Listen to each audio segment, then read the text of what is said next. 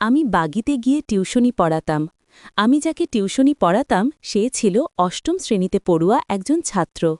সে লেখাপড়ার পাশাপাশি গানকে অনেক ভালোবাসত।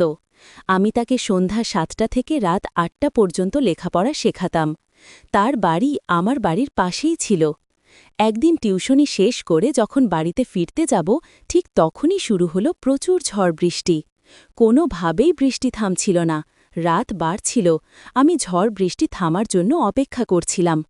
তখন হঠাৎ আমার মনে হল আমার পিছনে কেউ দাঁড়িয়ে আছে। আমি চেয়ে দেখলাম আমার ছাত্র অয়ন। অয়ন আমাকে বলল, ম্যাডাম, আজ যাওয়া লাগবে না, ঝড় বৃষ্টি বেড়েই চলেছে। অয়ন বলল, মা ডাকছে, ম্যাডাম ঘরে আসুন। অয়নের মা বলল, তুমি ফোন করে বলে দাও যে তুমি আসতে পারবে না, তোমার মা যেন চিন্তামুক্ত থাকে। আমি তখন কোনো উপায় না পেয়ে মাকে ফোন করে জানিয়ে দিলাম।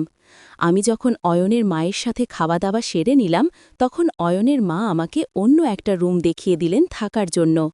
কিন্তু সেই রুমের টিভিটা ঠিকমতো চলছিল না। তখন আমি অয়নকে বললাম, এই ঘরের টিভিটা নষ্ট নাকি? অয়ন বলল, না ম্যাডাম, ভালো আছে। তাহলে টিভিটা অন করে দাও। তারপর টিভিটা অন করে অয়ন তার ঘরে চলে গেল। আমিও কিছুক্ষণ টিভি দেখতে দেখতে কখন যে রুমের দরজা খোলা রেখে ঘুমিয়ে গেলাম আমি তা বলতেই পারব না। আর সেদিনই তো বন্ধুরা, এবার পুরো ঘটনাটি বলি। আমার নাম সেলিনা। কয়েক মাস আগেই আমার বাবা মারা গেছে। বর্তমানে আমার সঙ্গে শুধুমাত্র আমার মা থাকেন। আমার পড়াশোনা শেষ হয়েছে। আমরা একটা মধ্যবিত্ত পরিবারে থাকতাম, কিন্তু বাবার চিকিৎসার জন্য আমাদের অনেক টাকা খরচ হয়ে যায়। তারপরেও তাকে বাঁচানো যায়নি। বাবা মারা যাওয়ার পর আমাদের পরিবারের আর্থিক অবস্থা খুবই খারাপ হয়ে যায়। আমার মা প্রায়শই অসুস্থ থাকতেন এবং এখন তিনি আর আগের মতো লোকের বাড়িতে কাজ করতে পারতেন না। তাই এই পরিবার চালানোর জন্য আমাকেই কিছু একটা করতে হতো। আমি ঠিক বুঝতে পারছিলাম না যে আমি কি করব। পরিবারের অবস্থা দিন দিন খারাপের দিকে যাচ্ছিল। মায়ের ওষুধের জন্য নিয়মিত টাকার প্রয়োজন ছিল, কিন্তু কোনো উপায় খুঁজে পাচ্ছিলাম না। অবশেষে আর্থিক অবস্থার কারণে আমি বাধ্য হয়ে স্কুল ছাত্রদের টিউশনি পড়ানোর সিদ্ধান্ত নিলাম। আমাদের এলাকাটি ছোট হওয়ায় আমি কারো বাড়িতে গৃহকর্মী বা ওই জাতীয় কোনো কাজ পাচ্ছিলাম না। আমি এমন একটি কাজের সন্ধান করছিলাম যেখানে নারীদের জন্য কাজের পরিবেশ নিরাপদ, কিন্তু আশেপাশে এমন কোনো সুযোগ ছিল না। বেশিরভাগ জায়গাতেই পুরুষদের প্রাধান্য ছিল। আমার মা চাইতেন না যে আমি ঘরের বাইরে গিয়ে কোনো চাকরি করি। তিনি বলতেন, আমরা না খেয়ে মরে যাব, কিন্তু তোর ঘরের বাইরে যাওয়ার কোনো দরকার নেই। তার কথা শুনে আমি কিছুদিন চুপচাপ ঘরে বসেছিলাম। কিন্তু বাড়ির করুণ অবস্থা আর সময় মতো মায়ের ওষুধ জোগাড় করতে না পারার কষ্ট, এই সব কিছু আমাকে মানসিকভাবে দুর্বল করে দিচ্ছিল। বাবা মারা যাওয়ার সাথে সাথে আমাদের জীবন থেকে সুখ শান্তি যেন হারিয়ে গিয়েছিল। আমাদের এলাকার মানুষগুলো আমাদের মতোই সাধারণ আয়ের ছিল।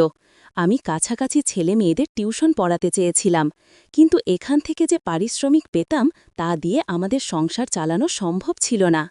আমাদের খরচ ক্রমশ বাড়ছিল। তখন আমার এক বান্ধবী আমাকে পরামর্শ দিল, তুই বাড়ি বাড়ি গিয়ে হোম টিউশনে পড়াচ্ছিস না কেন? অন্যের বাড়িতে গিয়ে বাচ্চাদের পড়ালে তুই আরও বেশি টাকা পাবি। সে আরও বলল, আজকের পরিস্থিতিতে বেশিরভাগ অভিভাবক তাদের সন্তানদের বাড়িতে রেখেই পড়াতে চান। এই কারণে তারা একজন ভালো শিক্ষককে বাড়িতে আসার জন্য বেশি টাকা দিতেও রাজি থাকেন। এই বিষয়ে আরও খোঁজখবর নিয়ে আমি বাড়িতে গিয়ে পড়ানোর জন্য মনস্থির করলাম। প্রথমে আমার মা আমাকে বাড়ি থেকে বের হতে দিতে চাইছিলেন না, কিন্তু আমাদের খাবারের প্রয়োজনের কথা ভেবে অনেক বোঝানোর পর তিনিও রাজি হলেন। আমি আমার পরিচিত কয়েকজনকে জানিয়ে রাখলাম যে কারো যদি হোম টিউশনি করানোর জন্য শিক্ষকের প্রয়োজন হয় তবে তারা যেন আমার সাথে যোগাযোগ করে। শিগগিরই আমি এই প্রস্তাবের একটি ভালো ফলাফল পেলাম, যখন একটি সচ্ছল পরিবার থেকে টিউশনির প্রস্তাব এলো। শুরুতে আমি জানতাম না তাদের সামনে আমি নিজের পরিস্থিতি কিভাবে তুলে ধরব। আমি শুধু বলেছিলাম আমি আমার বাড়ির একমাত্র উপার্জনক্ষম ব্যক্তি এবং বাবার মৃত্যুর পর আমি এই পড়ানোর সিদ্ধান্ত নিয়েছি। আমার অর্থের খুব প্রয়োজন, কিন্তু আমি আপনাদের সন্তানকে খুব ভালোভাবে পড়াব। আপনারা আমার চেয়ে ভালো শিক্ষক সহজে খুঁজে পালেন না। সম্ভবত এটা আমার একটা ভুল ছিল যে আমি আমার দুর্বলতার কথা শুরুতেই তাদের বলেছিলাম। আমার টিউশন শুরু হলো।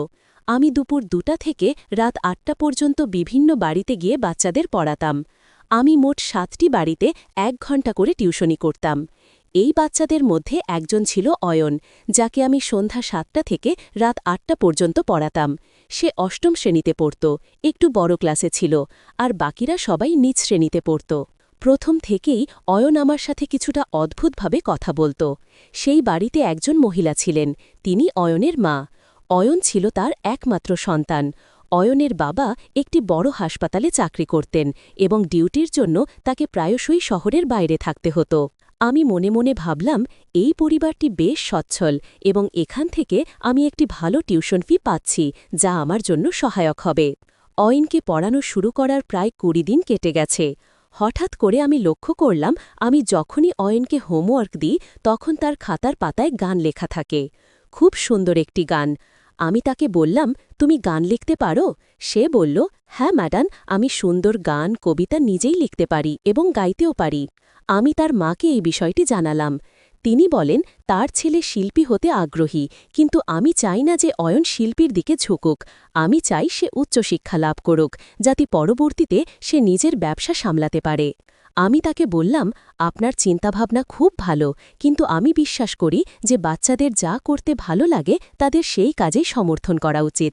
সে যদি শিল্পী হতে চায় তাহলে তাকে উৎসাহ দেওয়া উচিত। একদিন অয়ন বলল, ম্যাডাম, আমি একটি গান বলবো। তখন সে একটি দেশের গান শোনাল। আমি তার গান শুনে মুগ্ধ হয়েছিলাম, কারণ তার গলার স্বর ছিল অসম্ভব সুন্দর। আমি বললাম, তুমি চাইলে তো বড় একজন শিল্পী হতে পারো, কিন্তু আমি জানি তোমার মা সেটা চায় না। আমি একদিন অয়নের মাকে বলেছিলাম, আপনার ছেলের যে প্রতিভা আছে সে তো চাইলে ভাইও একজন গায়ক হতে পারে। আমার কথা শুনে অয়নের মা কিছুটা বিরক্তির সাথে বললেন, আমি তোমাকে যতটুকু বলেছি তুমি ঠিক ততটুকুই করো, এর বেশি ভাবতে হবে না। আমি বুঝতে পারছিলাম না কেন আমার কথা শুনে তিনি এমনভাবে প্রতিক্রিয়া দেখালেন। তিনি আমাকে নির্দেশ দিলেন, এখন থেকে অয়ন যেন আর গান না গায় সেদিকে খেয়াল রাখবে। আমি অয়নের মায়ের আচরণে কিছুটা রুক্ষতার ছাপ দেখলাম, যদিও তিনি সাধারণত খুব ভালো ব্যবহার করতেন। আমি তার কথায় খুব একটা পাত্তা না দিয়ে অয়নকে বুঝিয়ে বললাম, আপাতত তুমি পড়াশোনাটা শেষ করো, তারপর বড় হয়ে সিদ্ধান্ত নিও তোমার জন্য কোনটা ভালো হবে। তুমি এখনও ছোট, তাই তোমার শুধুমাত্র পড়াশোনায় মনোযোগ দেওয়া উচিত। অয়ন বেশি কথা বলত না, হয়তো সে স্বভাবগতভাবেই চুপচাপ থাকতে পছন্দ করত। সেই দিনের পর থেকে আমি তার বই বা খাতায় ওই ধরনের কোনো গান আর দেখিনি। একদিন রবিবার আমি যখন পড়িয়ে বাড়ি যাওয়ার জন্য রওনা হচ্ছি, হঠাৎ মনে হল পিছন থেকে কেউ আমাকে ডাকল। পিছনে তাকিয়ে দেখি কেউ নেই, কিন্তু কণ্ঠটা আমার কাছে অয়নের বলে মনে হল। পরের দিন যখন অয়নের বাড়িতে টিউশন পড়াতে গেলাম, তখন অবাক হয়ে দেখলাম যে গত রাত থেকে অয়নের খুব জ্বর। তার মা আমাকে বললেন, অয়নের শরীর ভালো নেই, গত রাত থেকে জ্বর, তাই আজও পড়তে পারবে না। আমি তার মাকে বললাম, আমি কি একবার ওর সাথে দেখা করতে পারি, শুধু ওর স্বাস্থ্যের খোঁজ নেব। এই বলে যখনই ওর ঘরের দিকে যেতে লাগলাম, তখন ওর মা খুব অদ্ভুতভাবে আমাকে থামিয়ে দিয়ে বললেন, ও এখন ঘুমাচ্ছে, তোমাকে কালকেও আসতে হবে না, 2 দিন পরে এসে পড়াবে। অয়নের মায়ের কথাবার্তা আমার কাছে খুবই রহস্যময় মনে হচ্ছিল। আমি চুপচাপ তার বাড়ি থেকে বেরিয়ে এসে ভাবতে লাগলাম, গতকাল পর্যন্ত তো অয়ন ভালোই ছিল, হয়তো আবহাওয়ার কারণে হঠাৎ অসুস্থ হয়ে পড়েছে। বাড়িতে এসে মাকে চিন্তিত দেখে আমার মনে পড়ল, আমি মায়ের জন্য ওষুধ আনতে ভুলে গেছি। আমি বাড়ির দরজা থেকেই আবার ওষুধের দোকানের দিকে রওনা হলাম। ওষুধ নিয়ে দোকান থেকে নামার সময় হঠাৎ আমার পা মোচড়ে যায় এবং আমি নিজেকে সামলাতে না পেরে সিঁড়ি দিয়ে প্রায় পড়েই যাচ্ছিলাম। আমি যখন টাল সামলে মাথা তুললাম, তখন সামনে যা দেখলাম তাতে আমি অবাক হয়ে গেলাম। আমার সামনে দাঁড়িয়েছিলেন অয়নের মা। এই মহিলাটি তো ধনী পরিবারের, তাহলে এই ছোট ওষুধের দোকান থেকে ওষুধ কিনছেন কেন? আমি তাকে জিজ্ঞাসা না করে থাকতে পারলাম না, আপনি এখানে সবকিছু ঠিকঠাক আছে তো? তিনি কিছুটা রুক্ষ স্বরে বললেন, কেন, আমার এখানে আসতে কোনো বাধা আছে নাকি? আমি পরিস্থিতি সামলে নিয়ে বললাম, না মানে আমি বলছিলাম যে এর আগে আপনাকে এখানে কখনো দেখিনি। আসলে আমি মায়ের ওষুধ নিতে এখানে প্রায়ই আসি। অয়ন এখন কেমন আছে? আমার প্রশ্নে অয়নের মা বললেন, তুমি অনেক কথা বলো, কম কথা বললে তোমার জন্য ভালো। এই বলে তিনি আমার পাশ দিয়ে দ্রুত চলে গেলেন। আমার খুব অবাক লাগল, এই মহিলা কিভাবে আমার সাথে এভাবে কথা বলতে পারলেন। এর আগে তিনি আমার সাথে খুব ভালোভাবে কথা বলতেন, কিন্তু গত দুদিন ধরে তার আচরণ আমার সাথে খুব অস্বাভাবিক হয়ে উঠেছিল। যাই হোক, আমি আমার বাড়িতে চলে এলাম। বাড়িতে এসে মা আমাকে চিন্তায় মগ্ন দেখে জিজ্ঞাসা করলেন, কি হয়েছে সেলিনা, কিছু হয়েছে? আমি বললাম, না মা, কিছু না। আমি যে ছেলেটিকে টিউশনি পড়াই, এই মাত্র তার মাকে ওষুধের দোকানে দেখলাম। আমার সাথে তার কথাবার্তা খুব কঠোর ছিল। আমি জানি না বড়লোকদের এমন অহংকার কেন হয়। মা আমার দিকে তাকিয়ে বললেন, এটাই তো বড়লোকদের স্বভাব রে মা, বড় মানুষগুলো এমনই হয়, একবার টাকার মোহে পড়লে তারা সম্পর্কের মূল্য ভুলে যায়। আমি মাকে বললাম, আমি জানি মা, টাকা কাকা খুব শক্তিশালী, কিন্তু মনে হয় অন্য কেউ যদি তাদের সন্তানের প্রতি মনোযোগ দেয় বা তাদের জন্য ভালো চিন্তা করে, সেটাও তারা সহ্য করতে পারে না। আমার মা হেসে বললেন, এই একই কথা তো আমিও তোকে বোঝানোর চেষ্টা করছি। এই ধনী লোকেরা গরিবদের সাথে প্রায়শই এমন কঠোর আচরণ করে। তাদের ধারণা সম্পদ আর টাকা পয়সা থাকলেই তারা অন্যের ওপর কর্তৃত্ব করতে পারবে। আমি বললাম, মা, ঈশ্বরের কৃপায় আমাদের জীবনে ভালোবাসার কোনো অভাব হয়নি, কিন্তু বাবার মৃত্যুর পর আমাদের আর্থিক অবস্থা খারাপ হয়ে গেছে। তবুও ঈশ্বর আমাদের সম্পর্কগুলোকে সম্মান করতে শিখিয়েছেন। মা হেসে বললেন, ঠিক আছে, এখন বিশ্রাম করো, আমি তোর জন্য খাবার নিয়ে আসছি, তুই নিশ্চয়ই ক্লান্ত। এভাবেই সময় কাটছিল। শনিবার যখন আমি অয়নকে পড়াতে গেলাম, দেখলাম তার পড়ার প্রতি কোনো মনোযোগ নেই। আমি কিছুটা কঠোর স্বরে বললাম, কি করছো তুমি? পড়ালেখায় মন নেই কেন? আমি তোমাকে এতক্ষণ ধরে একই প্রশ্ন করছি, আর তুমি আমার কোনো প্রশ্নের উত্তর দিচ্ছ না কেন? অয়ন নিচু স্বরে বলল, ম্যাডাম, আমি কোনো উত্তর দিলে কি আপনি বিশ্বাস করবেন? কিন্তু সেটা বলা আমার জন্য ঠিক হবে না। আমি অয়নকে বললাম, অয়ন, তোমার কথার মানে কি? আর তুমি আঁটো ঘুরিয়ে কথা বলছো কেন? তুমি শুধু পড়ালেখায় মনোযোগ দাও। তুমি কি বলছো আমি কিছুই বুঝতে পারছি না। যা বলার আমাকে সহজ ভাষায় বলো। তখন অয়ন আমাকে বলল, আমি আপনাকে কিছুই বলতে চাই না, আজকের জন্য এটুকুই যথেষ্ট। আমি ক্লান্ত ম্যাডাম, বাকি পড়া কাল শেষ করব। আমি বললাম, অয়ন, কিন্তু তোমার বাড়ির পড়া এখনো শেষ হয়নি। তাতে অয়ন দৃঢ়ভাবে বলল, আমি তো আপনাকে বলছি, আজকের জন্য এটুকুই যথেষ্ট। আপনি আমার সাথে এত তর্ক করছেন কেন? আমি বললাম, যাই হোক না কেন, আমি তোমার শিক্ষক, আর একজন শিক্ষক মায়ের মতো হয়। তুমি আমার সাথে এভাবে কথা বলতে পারো না। এতে আমার খারাপ লাগে। এতে অয়ন আমার দিকে আর এক অদ্ভুত দৃষ্টিকে তাকিয়ে বলল, সাবধান, আমি আপনাকে সম্মান করি, তার মানে এই নয় যে আপনি আমার মায়ের মতো। আমার মা হওয়ার চেষ্টা করবেন না, কারণ আপনি কখনোই আমার মায়ের জায়গা নিতে পারবেন না। আমি বিস্ময়ে অয়নের দিকে তাকালাম। তার চোখ এবং কথার মধ্যে কোনো মিল খুঁজে পেলাম না। আমি চুপ হয়ে গেলাম এবং আমার ব্যাগ নিয়ে সেখান থেকে চলে যাওয়ার জন্য প্রস্তুত হলাম। তখন হঠাৎ আমি অয়নের মায়ের মুখোমুখি হলাম। আমি তাকে নমস্কার জানালাম এবং তিনি আমার নমস্কারের জবাব দিয়ে বললেন, এই নিন আপনার 1 মাসের অগ্রিম টিউশনের টাকা, আর আগামীকাল এখানে আসবেন না, আমাদের কোথাও যেতে হবে, পরশু আসবেন। আমি একটু মৃদু দুস্বরে বললাম, সেটা তো ঠিক আছে, কিন্তু পরশু থেকে অয়নের পরীক্ষা শুরু হচ্ছে। আমার মনে হয় এই সময় তার পড়াশোনা করা দরকার। অয়ন যদি এভাবে ছুটি নিতে থাকে, তাহলে সে পড়ালেখা থেকে পিছিয়ে পড়বে এবং তার পরীক্ষার ফলাফলও ভালো হবে না। আমি যা বললাম তা শুনেই অয়নের মা হঠাৎ রেগে গিয়ে বললেন, আরে মেয়ে, তোমার সমস্যাটা কি? আমার ছেলে তোমার কাছে ডাক্তারি পড়ছে না যে একদিন ছুটি নিলে তার কোনো ক্ষতি হয়ে যাবে। সে এখনো ছোট একটা ক্লাসে পড়ে, এটা তার জন্য বড় কোনো সমস্যা নয়। তোমাকে ওর লেখাপড়া নিয়ে এত গভীরভাবে চিন্তা করার দরকার নেই। অয়নের মায়ের কথা শুনে আমি লজ্জিত হলাম। এই মহিলা এত কঠোরভাবে কথা বলেন। অয়নের মা আমাকে সেখানে দাঁড় করিয়ে রেখে ভিতরে চলে গেলেন। সারাটা পথ আমি ভাবতে ভাবতে এলাম যে ভবিষ্যতে আমি ধনী ব্যক্তিদের কোনো বিষয়ে পরামর্শ দিতে যাব না।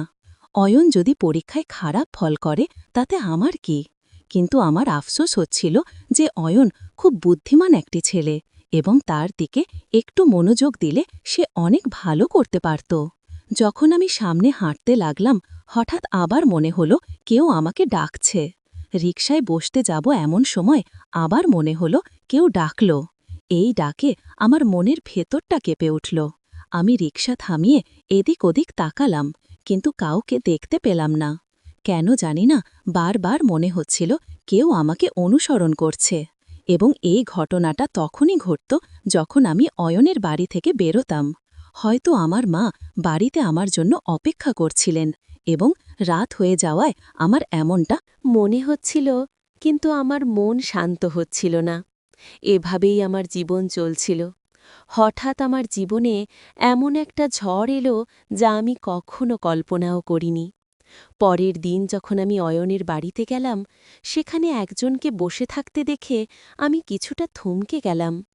লোকটি আমার দিকে খুব অদ্ভুতভাবে তাকাচ্ছিল। আমি আগেটাকে কখনো দেখিনি। আমাকে চিন্তিত দেখে অয়ন আমাকে বলল, ম্যাডাম, ইনি আমার বাবা। তিনি বেশিরভাগ সময় হাসপাতালের জন্য অন্য শহরে থাকেন। এই কথা শুনে আমি কিছুটা স্বস্তি পেলাম। আমি অয়নকে পড়াচ্ছিলাম। এমন সময় হঠাৎ ওই লোকটি ঘরে প্রবেশ করে আমাকে বললেন, হ্যালো, আমার ছেলে আপনার কথা ঠিকঠাক শোনে তো? আমি ওর প্রোগ্রেস রিপোর্ট দেখেছি। ওর নম্বর বেশ ভালো। আপনি সত্যিই আমার সন্তানকে খুব ভালোভাবে পড়াচ্ছেন। আপনাকে ফি দিয়ে আমাদের অর্থ সঠিক কাজেই ব্যয় হচ্ছে। লোকটির কথার জবাবে আমি বললাম, হ্যাঁ, আপনি ঠিক বলেছেন। আমি আমার দায়িত্ব পালন করার জন্যই পারিশ্রমিক নেই। কিছুক্ষণের মধ্যেই অয়নের মা ঘরের ভিতরে এলেন। যাই হোক, পরের দিন আমি অয়নকে তাদের বাড়িতে পড়াতে গেলাম। তারপর যখন আমি ফিরব, ঠিক তখনই প্রচুর ঝড় বৃষ্টি শুরু হতে লাগল। বাইরে প্রচুর বৃষ্টি হচ্ছে। আমি কোনোভাবেই বাড়িতে যেতে পারছিলাম না। আমি অপেক্ষা করছিলাম কখন বৃষ্টি থামবে, কিন্তু কোনোভাবেই বৃষ্টি থামছে না। তারপর হঠাৎ আমি পেছন দিকে তাকিয়ে দেখলাম অয়ন দাঁড়িয়ে আছে। অয়ন বলল, ম্যাডাম, আজ মনে হয় বৃষ্টি থামবে না। প্রচুর ঝড় বৃষ্টি হচ্ছে। আকাশের অবস্থা ভালো না। বন্ধুরা, গল্পের পরবর্তী অংশ আগামীকাল আপলোড দেয়া হবে। আর সেই সঙ্গে আমার চ্যানেলটিকে সাবস্ক্রাইব করে পাশে থাকবেন। সেই পর্যন্ত সবাই ভালো থাকবেন। ধন্যবাদ।